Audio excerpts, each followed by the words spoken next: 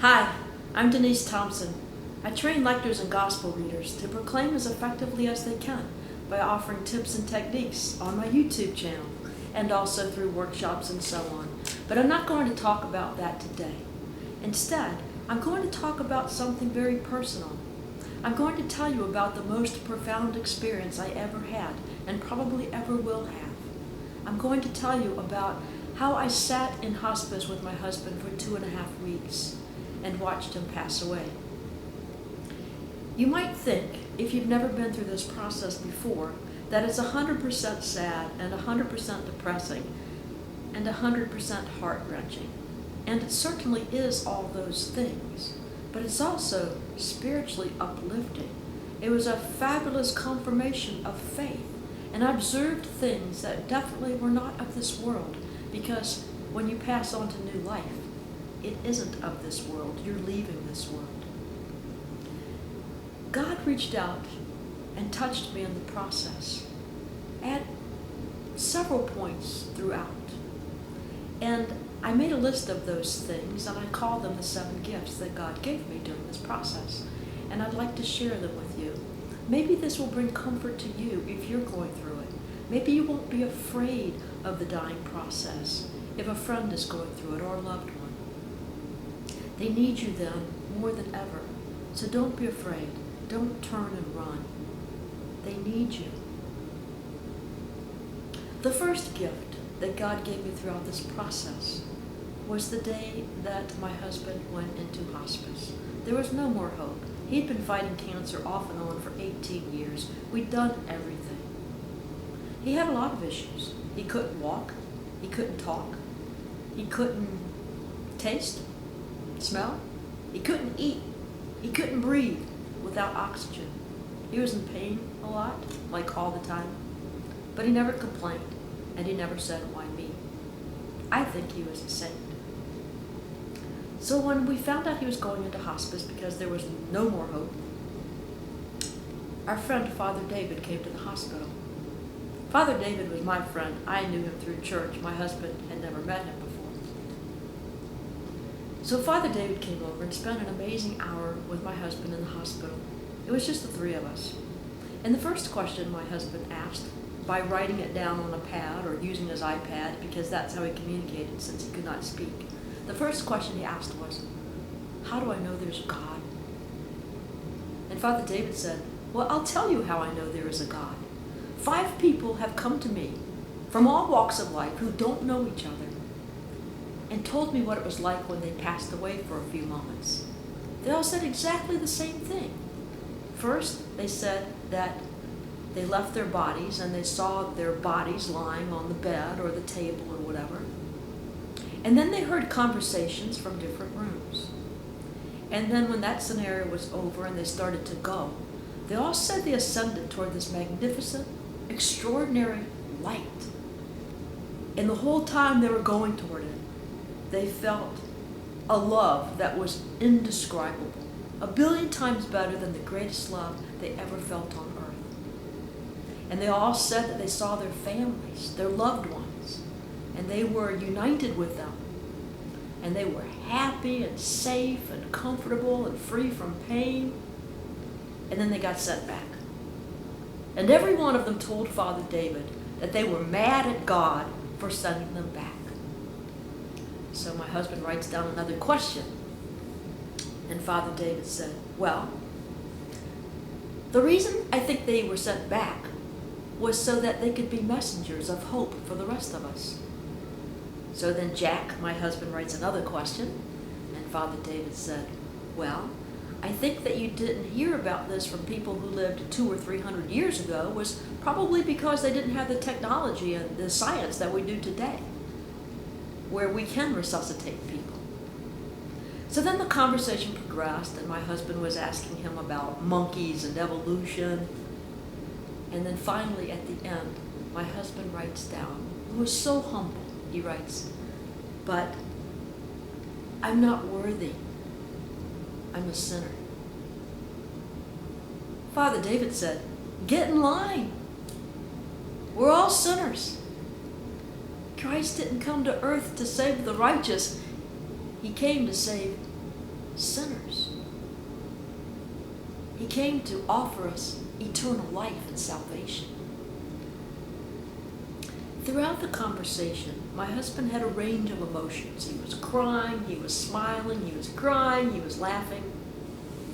And at the end, when Father David turned to leave, he got all the way to the end of the bed. And then my husband clapped because he couldn't talk, and that's how he got people's attention. And Father David turned around, and my husband's arms were held out like this for a big hug. And Father David came back and gave him a great big hug. But Jack was really opening his arms to Jesus when he did that. So Father David was the first gift. The second gift was when we were transporting my husband from the hospital to the nursing home where he would hospice. And as they started to put him into the back of the ambulance, there was this wonderful breeze that came out of nowhere. And it went across his face and through his hair. And my husband just went, ah. Now remember, well, you can't remember because I didn't tell you yet. My husband fought cancer off and on for 18 years, and he had chronic aspiration pneumonia for 3 years, and he was sick for a very long time, so he only went out to see the doctor, so he didn't get out much. So this breeze was just an amazing feeling for him. And I told the ambulance drivers, wait, hold it. Let him enjoy it for a moment. And his face was just aglow, and it was beautiful. Then we went to hospice in the nursing home. And the third gift, I have my little list here, was on his second to last day of life. And he was going through that thing called the day of agitation that many of the dying go through. It's like they're just agitated. They just can't keep still. And my husband kept scrunching up his face. Now, he was totally medicated. I mean, he was pretty much out of it that last week.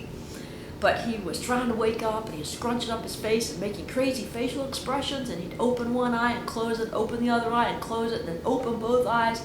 And he kept staring and staring and staring at something. I don't know what it was, but I don't think it was of this world. And he kept staring for maybe 1 or 2 hours. And I put my eyes right in front of his eyes like this. He looked right through me. He didn't even see me. Or he would stare just past my shoulder. And then finally, this went on from 1 o'clock in the morning till after 5 o'clock in the afternoon. And then finally, he fell asleep. But during this process, and I didn't even think that he knew I was there. A couple of times I tried to get up, and he squeezed my hand and he held it really hard, like, don't go. I went, look, Chantel. My sister-in-law was with me the whole time. She was an angel. Look, he grabbed my hand. He's holding it really tightly. He doesn't want me to leave. So he knew I was there. And then he did it again a couple hours later when I tried to get up. But as I said, he finally fell asleep. And then on his last day, his last full day on earth, it was a Friday, he was sleeping, and he was peaceful, and he tried to wake up a couple of times, but he didn't quite make it. But a few hours before he passed away, he smiled. This great big smile in his sleep.